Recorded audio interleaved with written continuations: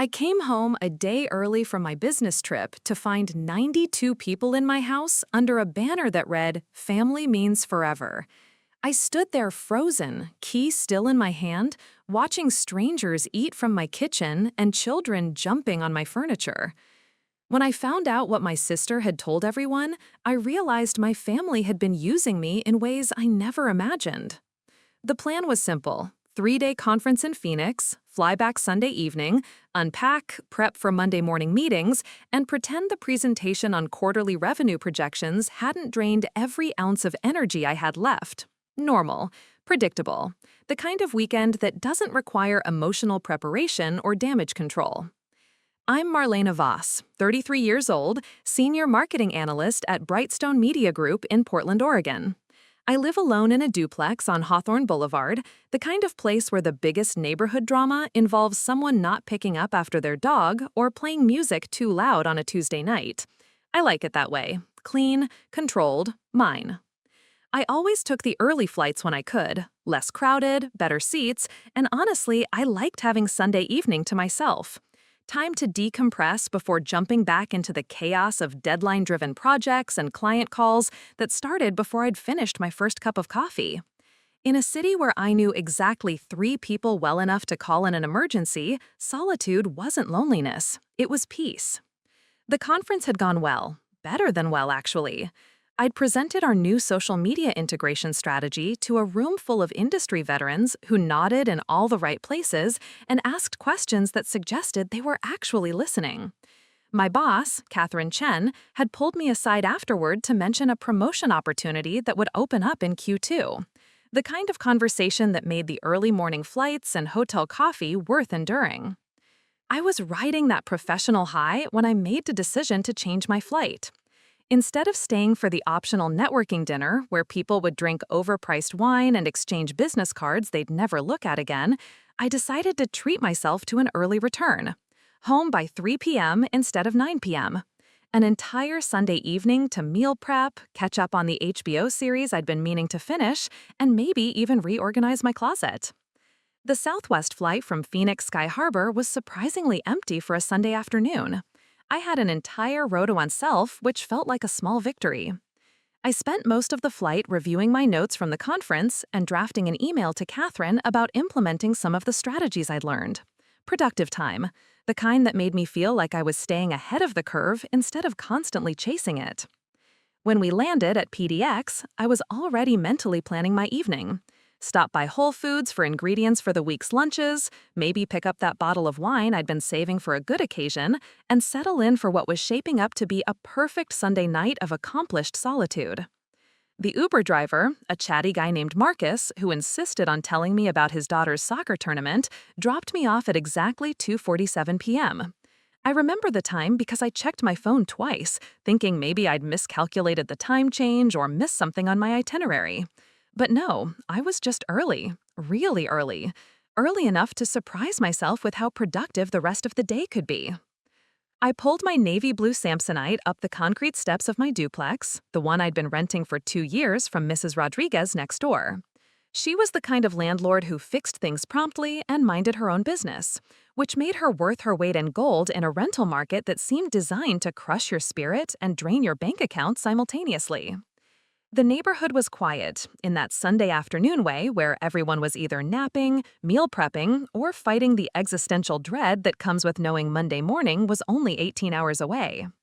A couple was walking their golden retriever across the street, and somewhere, a few houses down, someone was grilling something that smelled like summer, despite it being early October. I loved this street. Loved how the trees lined up like they'd been planned by someone who actually cared about aesthetics. Loved how my neighbors waved, but didn't expect conversations about their personal lives or their opinions on local politics. Loved how mine was mine, filled with furniture I'd chosen, paint colors I'd selected, and a refrigerator that contained exactly what I wanted to eat. That's when I heard it. Voices. Lots of them. Coming from inside my house. I stopped at the front door, key halfway to the lock, and tilted my head like a confused dog. The voices weren't muffled or distant, they were loud, comfortable, animated. Like a party in full swing. like my house had somehow transformed into someone else's house while I was gone, and I was the one who didn't belong here. Maybe Mrs. Rodriguez was having people over, and the sound was carrying through the shared wall. Maybe someone had left a TV on too loud, or a neighbor was hosting a backyard barbecue that was louder than I remembered ever hearing before.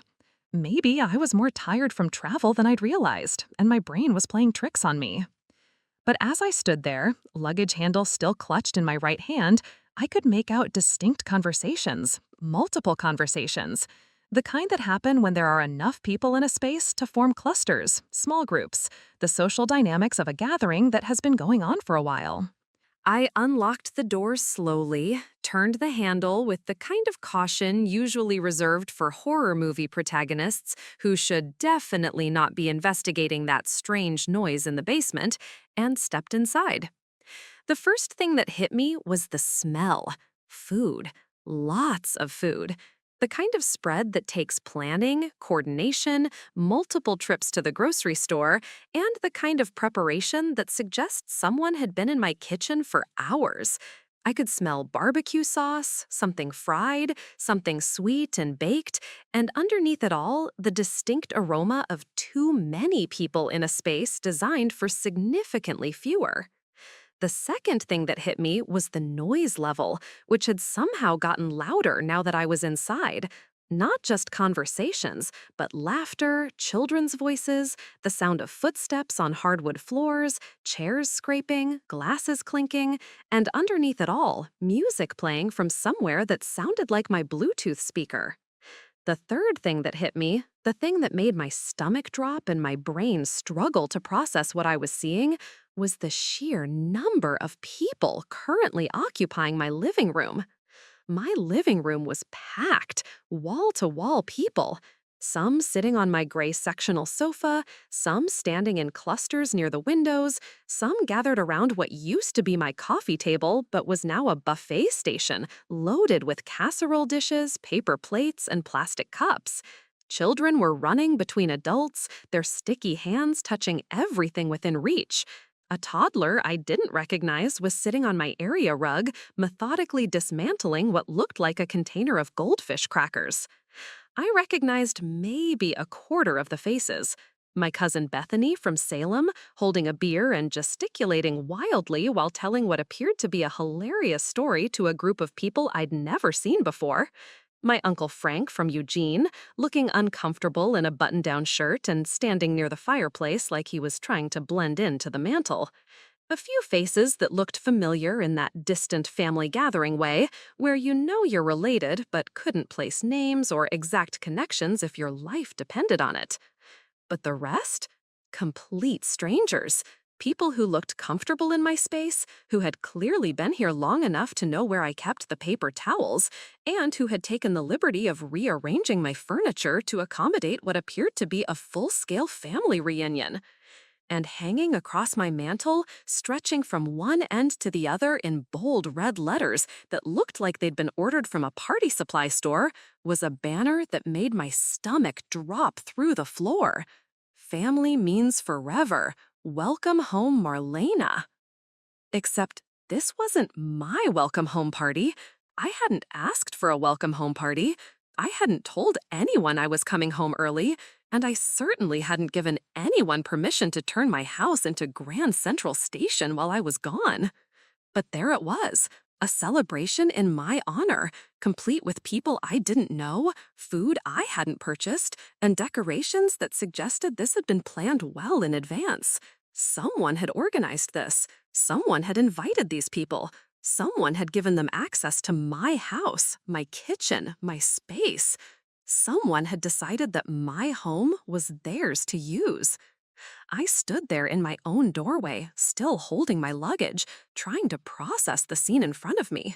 A woman I didn't recognize was wiping down my kitchen counter with one of my dish towels. 2 teenage boys were playing some kind of game that involved running through my house and shouting. An elderly man was sitting in my reading chair, the one I'd spent 3 months saving for, and another 2 weeks researching online reviews before purchasing, reading what appeared to be my mail. My mail. Someone was reading my mail. Marlena! The voice came from the kitchen, loud and bright and familiar in a way that made my chest tighten. "You're early! What a wonderful surprise!" It was my sister Delilah, emerging from my kitchen carrying a casserole dish like she owned the place, like this was her house, her party, her decision to make. She was wearing the kind of outfit she reserved for special occasions, a flowy blue dress that photographed well and made her look like the kind of person who had her life together, which anyone who actually knew her would find absolutely hilarious. Delilah was 35, 2 years older than me, and had spent most of our adult relationship treating me like a combination ATM, therapist, and personal assistant. She lived in a studio apartment in Beaverton with her 7-year-old daughter Paisley, worked part-time at a wellness center doing something involving crystals and essential oils, and had never met a boundary she couldn't guilt-trip her way through. She was also, apparently, the person who had turned my house into whatever this was. "Surprise," she said, setting the casserole dish down on my kitchen counter and spreading her arms wide like she was presenting me with the greatest gift in the history of gift-giving. She gestured around the room like a game show host, her smile so bright it could power the entire neighborhood. Behind her, the party continued as if this was the most natural thing in the world, as if finding dozens of people in your house when you returned from a business trip was just another Sunday afternoon. "Everyone?" I managed to say, my voice coming out smaller than I intended. "Delilah, who are all these people?" "Family," she exclaimed, like that explained everything. Like the word family was a magic key that unlocked unlimited access to other people's homes and lives. I called everyone who matters. Cousins, aunts, uncles, family friends, neighbors, Paisley's friends' parents.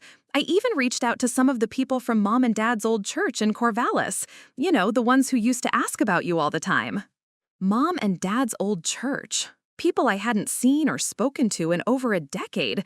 People who probably remembered me as the awkward teenager who sat in the back pew and counted down the minutes until service was over. People who had no business being in my house, eating my food, sitting on my furniture. "And I told them," Delilah continued, her voice getting louder and more animated. "I told them about everything.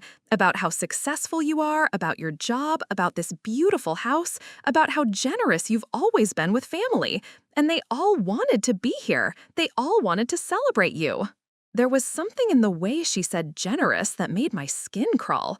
Something in the emphasis, the slight pause before the word, that suggested this wasn't just about celebration. This was about something else entirely. "Celebrate what, exactly?" I asked, still standing in my doorway like I was afraid to fully enter my own house. "Your success, your new promotion, your raise." Delilah's smile faltered for just a second, a barely perceptible flicker that told me I was missing something important. "I mean, that's why you're flying to all these conferences, right? Because work is going so well? Because you're doing so well?" I hadn't told her about the potential promotion. I hadn't told her about the raise that might come with it. I hadn't told her anything about my financial situation or my career trajectory, because I'd learned a long time ago that sharing good news with Delilah was like announcing to a vampire that your neck was particularly juicy. But somehow she knew. Or thought she knew, or had decided she knew, which in Delilah's world was usually close enough. "And I thought," she continued, her voice taking on that slightly wheedling tone she used when she was about to ask for something, "what better way to celebrate than to bring everyone together, to show them how far you've come, to let them see what family success looks like." Family success.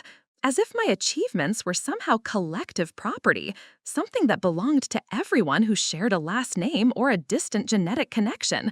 As if the promotion I might get, and the raise that might come with it, were community resources that everyone had a right to celebrate. And that's when I started to understand what this really was. This wasn't a party for me. This wasn't a celebration of my success, or a welcome home surprise organized out of love and excitement. This was a showcase, a display, a carefully orchestrated event designed to demonstrate to a room full of people that I was doing well, that I had money, that I was the kind of family member who could be counted on to help when help was needed. This was advertising, and I was the product being sold. I looked around the room again, seeing it differently now. The way people were looking at me, not with surprise at my early arrival, but with expectation. The way conversations seemed to pause as I walked further into the room, like people had been waiting for me to arrive so the real purpose of the gathering could begin. The way Delilah was hovering nearby, watching my reaction with the intensity of someone who had invested heavily in a particular outcome. "Marlena," a voice called from across the room. I turned to see my cousin Bethany approaching, her beer still in hand, her smile just a little too bright. "Delilah was just telling us about your big promotion. That's so exciting. You must be making bank now." Making bank. The kind of phrase that sounds casual, but carries weight. The kind of comment that's fishing for information about income levels and financial capacity. The kind of thing people say when they're trying to figure out how much you might be able to help with their own financial problems. "I haven't actually gotten a promotion," I said carefully, aware that multiple conversations around the room had gone quiet, that people were listening to my response with the kind of attention usually reserved for lottery number announcements. "Oh, but you will," Delilah jumped in quickly, her voice bright with artificial confidence. "I mean, look at this house. Look at how well you're doing. The promotion is basically a formality, right?" Wrong, so completely wrong, that I wondered if Delilah and I were living in the same reality.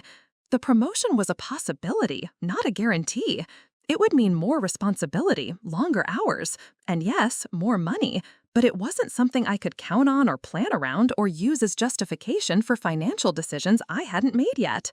But standing in my living room, surrounded by 92 people who had apparently been told that I was already living the promoted life, I realized that Delilah had been telling a very different story than the one I was actually living. And I was about to find out exactly what story she'd been telling, and why it required an audience of nearly 100 people to hear it. Before I tell you what happened next, you need to understand what normal looked like in my life, because normal was exactly what I'd fought so hard to build, and it was about to be completely destroyed. My normal was waking up at 6:15 a.m. to the sound of my phone alarm, not because someone was pounding on my door asking for money or a place to crash or help with their latest crisis. My coffee maker was programmed to start brewing at 6:10, so by the time I stumbled to the kitchen, the smell of medium roast was already filling my small but perfectly organized space. I had routines, sacred, predictable routines that kept my life stable in ways I'd never experienced growing up. Shower, coffee, check emails, 30 minutes of CNN while eating yogurt with granola I bought in bulk from the co-op down the street. By 7:45, I was out the door, walking the 12 blocks to Brightstone Media Group's offices in the Pearl District, earbuds in, podcast queued up, ready to tackle whatever client emergencies or deadline crises were waiting for me. Work was good. Not perfect, not always easy, but good in the way that comes from being competent at something that pays you enough to live without constant financial anxiety. I'd been at Brightstone for 4 years, starting as a junior analyst and working my way up through a combination of showing up consistently, meeting deadlines, and being the person who volunteered for the projects no one else wanted. Catherine Chen, my boss, was the kind of manager who trusted you to do your job without micromanaging every decision. She was brilliant, direct, and had built the marketing department from 3 people in a cramped office to a team of 25 with actual influence on company strategy. Working for her felt like getting a masterclass in how to be professional without losing your soul. The promotion opportunity she'd mentioned wasn't guaranteed, but it was real. Senior marketing strategist, with a team of my own and a salary that would let me stop checking my bank balance before making grocery purchases. It would mean longer hours, more travel, more responsibility, but also more control over my career trajectory and financial future. My evenings were mine. After work, I'd walk home, stopping at the farmer's market on Wednesdays or Whole Foods when I needed actual groceries instead of artisanal cheese and organic kale. I'd cook dinner while listening to music, spend an hour reading, watch something mindless on Netflix, and be in bed by 10 p.m. Weekends were for catching up on laundry, meal prepping for the week, hiking in Forest Park when the weather cooperated, or simply enjoying the luxury of having nowhere to be and no one demanding my time or energy. I had friends, not many, but enough. Sarah from work, who shared my love of true crime podcasts and wine that cost more than $15. Miguel from my yoga class, who texted funny memes and occasionally invited me to gallery openings in the Alberta district. It wasn't a glamorous life, but it was mine. Completely, entirely mine. No one could show up unannounced and demand my attention. No one could guilt me into solving problems I didn't create. No one could make decisions about my space, my time, or my resources without my permission. I'd spent most of my 20s learning how to build boundaries, and my early 30s perfecting them. It had taken years to train my family that I wasn't available for every emergency, every financial crisis, every emotional meltdown that required immediate intervention from the responsible family member. My phone stayed on Do Not Disturb from 8 p.m. to 7 a.m. I didn't answer calls from family members more than once a week unless someone was literally in the hospital.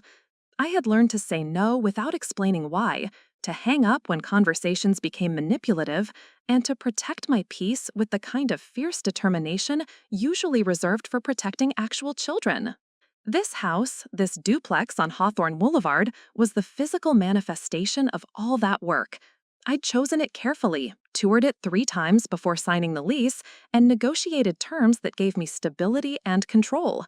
The rent was reasonable for Portland, the neighborhood was quiet but walkable, and Mrs. Rodriguez respected boundaries in a way that felt almost revolutionary after years of family members who treated privacy like a suggestion. I'd furnished it slowly, deliberately, with pieces I actually wanted instead of whatever was cheapest or most practical. The gray sectional sofa had taken me 2 months to choose, reading reviews and comparing fabrics like I was selecting a life partner. The reading chair by the window was a splurge that I justified by calculating how many hours per week I'd use it, multiplying by 52 weeks, and deciding the cost per hour of happiness was completely reasonable. Every piece of art on the walls, every throw pillow, every plant that somehow hadn't died despite my inconsistent watering schedule had been chosen by me for me. The kitchen was stocked with exactly what I wanted to eat, arranged the way I wanted to find it. The bathroom contained products I'd researched and selected, not whatever was on sale or whatever someone else thought I should use. It was a small life, maybe, but it was peaceful, predictable, safe. I could come home from a long day or a stressful trip and know that everything would be exactly as I'd left it. No surprises, no unwelcome visitors, no crises requiring immediate attention or emotional labor I didn't have the energy to provide. I'd grown up in chaos. Not dramatic, devastating chaos, but the low-level, constant chaos that comes from living with people who can't plan ahead, can't save money, can't respect boundaries, and can't solve problems without involving everyone around them in the drama. My childhood was a series of emergency family meetings about financial crises, last-minute moves when rent couldn't be paid, and holidays that turned into interventions for whoever was struggling most spectacularly at the moment. My parents, David and Linda Voss, were good people who made terrible decisions. Dad was a contractor who took jobs without contracts, trusted people who stiffed him on payments, and spent money like paychecks were guaranteed to keep coming, even when work was sporadic. Mom worked retail management, the kind of job that paid just enough to keep you hoping for something better, but never quite enough to build real security. They loved us, I think, but they loved us the way people love pets they can't quite afford to care for properly, with good intentions and frequent emergencies and a chronic inability to plan beyond the immediate crisis. Delilah had inherited all of their financial creativity and none of their work ethic. She was the kind of person who believed the universe would provide while doing very little to help the universe with logistics. Essential oils, crystal healing, meditation retreats she couldn't afford, spiritual coaches who charged by the hour to tell her what free YouTube videos could have explained just as well. She'd had Paisley when she was 28, with a guy named Trevor who disappeared the moment he realized pregnancy wasn't just something that happened to other people. Since then, she'd dated a series of men who were either broke, emotionally unavailable, or convinced that a single mother with no savings was exactly what they needed to fix their own problems. Paisley was 7 now, smart and funny, and completely innocent of the financial chaos that surrounded her daily life. She was the reason I couldn't completely cut Delilah off, even when every conversation became a request for money or help or emotional support for decisions I'd explicitly advised against. But I'd learned to manage it. Boundaries, limits, structured help that didn't enable the pattern. I'd pay for Paisley's school clothes directly to the store. I'd cover a grocery bill by meeting them at Safeway and paying the cashier myself. I'd help with rent by writing a check directly to the landlord. Never cash, never amounts that could be redirected to other purposes, never without clear agreements about when and how the help would end. It worked, mostly. Delilah would get frustrated with my conditions and limits, but she'd accept them because the alternative was no help at all. I could maintain my boundaries while still helping my niece, and everyone could pretend this was a functional family dynamic instead of a carefully managed crisis prevention system. The key was control, controlling when, how, and how much I helped. Controlling access to my space, my time, my resources.